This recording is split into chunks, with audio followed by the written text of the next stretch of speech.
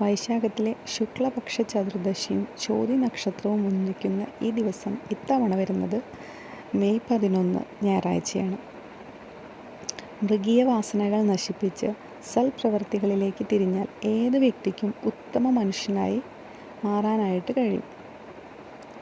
അതുപോലെ തന്നെ സ്വന്തം ആഗ്രഹങ്ങൾ സാക്ഷാത്കരിക്കാൻ സാധിക്കും. ഇതാണ് നരസിംഹാവതാരം നൽകുന്ന സന്ദേശം.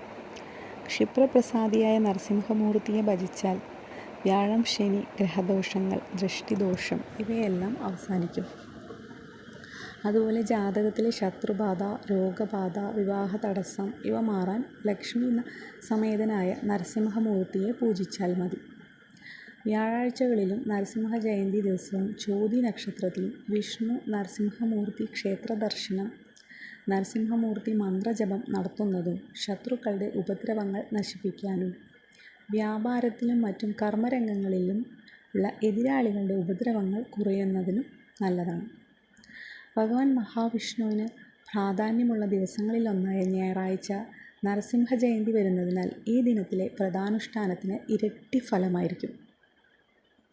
അതുപോലെ മഹാവിഷ്ണുവിൻ്റെ ദശാവതാരങ്ങളിൽ ഏറ്റവും പ്രധാനമാണ് നരസിംഹാവതാരം. പേരുപോലെ തന്നെ സിംഹത്തിൻ്റെ മുഖവും മനുഷ്യൻ്റെ ഉടലുമാണ് ഈ അവതാരത്തിൻ്റെ പ്രത്യേകത.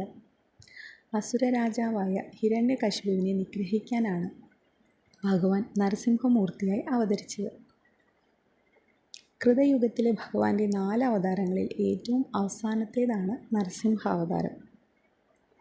ശത്രുസംഹാരത്തിനായി ഉടലെടുത്ത ഉഗ്രമൂർത്തിയാണെങ്കിലും ഭക്തരിൽ ക്ഷിപ്രപ്രസാദിയാണ് നരസിംഹമൂർത്തി. പ്രഹ്ലാദൻ്റെ വിളി കേട്ട് നിമിഷം തന്നെ തൂണ് പിളർന്ന് നരസിംഹമൂർത്തി പ്രത്യക്ഷനായി. ഭഗവാനെ നിത്യേന ഭക്തിയോടെ സ്മരിച്ചാൽ ശത്രുനാശം, ആരോഗ്യം, രോഗശാന്തി, പാപനാശം എന്നിവയാണ് ഫലങ്ങൾ.